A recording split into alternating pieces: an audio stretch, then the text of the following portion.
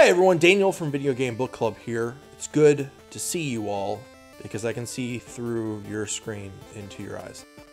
I'm here today to answer some questions. You can't see him, but Clay is standing slightly off camera and has required my full cooperation to be on video today. Thank you for your questions, and let's get started.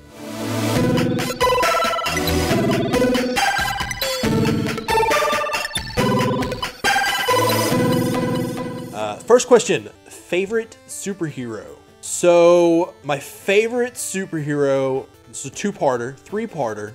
Favorite superhero, Thor.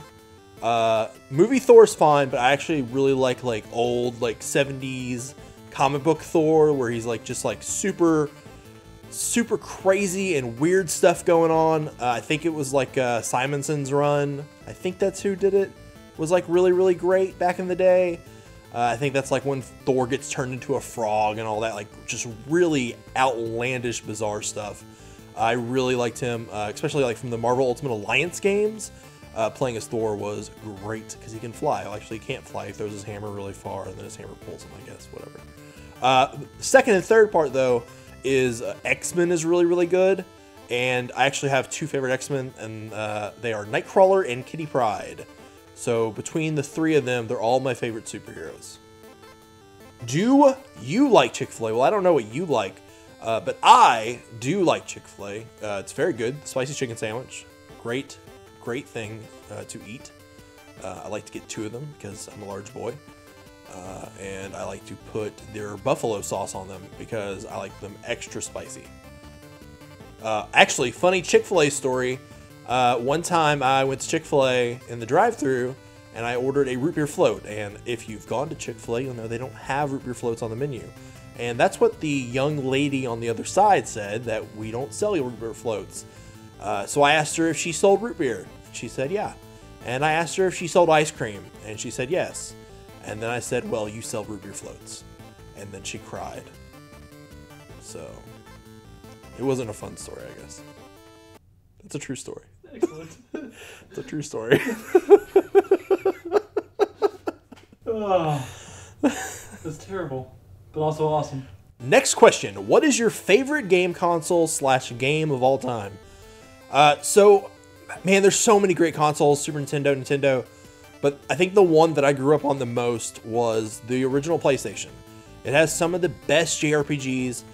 That was a super strong time that a lot of companies were willing to put those kind of titles out. Not only just Final Fantasy, but also Suikoden and Breath of Fire and Wild Arms, Legend of Dragoon, Xenogears, Legend of Legaia, all these great JRPGs at the time. And actually, the game that I would say is my favorite actually came out of that time. It was a remake at the time, and that is Lunar Silver Star Story Complete.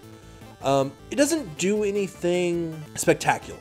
It wasn't something new or innovative. It was a re-release with some changes of a Sega CD game. But it's just it's that feeling when it's in the winter and you drink hot chocolate and you just feel warm inside. And that's how that game makes me feel. The characters are really fun. The writing is pretty good. Some of it doesn't hold up as much because working designs tend to use a lot of I mean, they weren't called this back then, but kind of meme language on some of the stuff. There's a joke about M&Ms or something, nothing dumb, you kids and your memes. But, just stuff that doesn't hold up. But yeah, that game is really great. Next question, what is the most hyped you were for a game release? When we were in college, I believe, Fallout New Vegas came out. Me and Clay had played Fallout 3 to completion, got in every single achievement, had a great time, loved it. We were so super excited for Fallout New Vegas. Not only was it a continuation with a slightly different color palette, but also it was made by Obsidian, which is a awesome RPG, Western RPG studio that did the Knights of the Old Republic games. And because of their previous writing talent, it was something that I was just so hyped for. And then we got the game, and it was super broken at launch, to the point that it basically was unplayable. I think Clay had some issues where it like deleted some of his stuff, and I just like would have characters like turning into like long ropes throughout the level, and just completely breaking progress. So that was like a huge high, and then an immediate low. Haven't gone back and played it since. Most hated game. Well, I don't hate any games because games aren't people. I only hate people. I've been disappointed by games, and I will say I've got two examples, and Clay probably agrees with these. One is Bulletstorm. So Bulletstorm I had a pretty fun time with, and like the cursing was like funny, I guess, whatever, at the time. The gameplay was pretty cool. The way that it does the combo system and everything was fun. The slow down time and everything. The thing that was disappointing about that was in the pre-release interviews with the developer actually said that it was a co-op experience. So we went into the game, because we didn't look at anything after that, thinking that we were going to play as 2-player, and you have a second player with you the entire time. They just can't be controlled by somebody else. The other game that I fell for the marketing hype around the same time, and Clay will agree with this as well, and holds it against me to this day, is a game called Section 8. Honestly, I couldn't tell you anything about Section 8 other than, like Anthem, it's a disappointing game where you play as a person in a robot suit. But we got it, and it was not what we thought it was going to be. And we were in college, and we paid $60 for a game that was not great. And that is really disappointing, because when you're in college and you're poor, $60 is a lot of money. So Clay has not let me live that down yet. So the next question is, which part of a video game ruined the game for you? So I'm going to go back to a game that we reviewed a long time ago, Conker's Bad Fur Day. So I was excited to actually try to play this game because it was one that I did not play in the past, even though Rare was one of my favorite developers.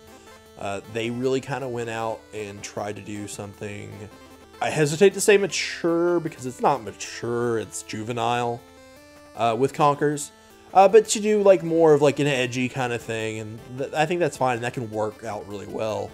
But the part of Conkers that ruins it for me is the Nintendo 64, being a cartridge-based system, just could not handle the amount of voiceover or